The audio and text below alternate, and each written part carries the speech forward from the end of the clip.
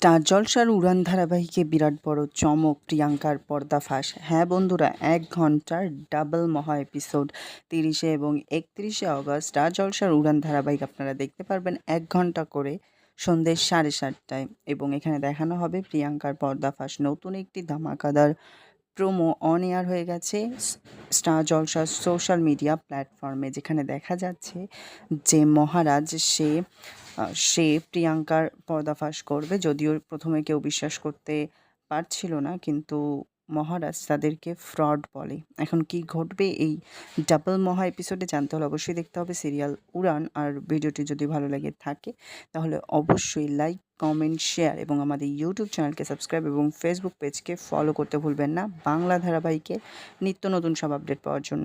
ধন্যবাদ।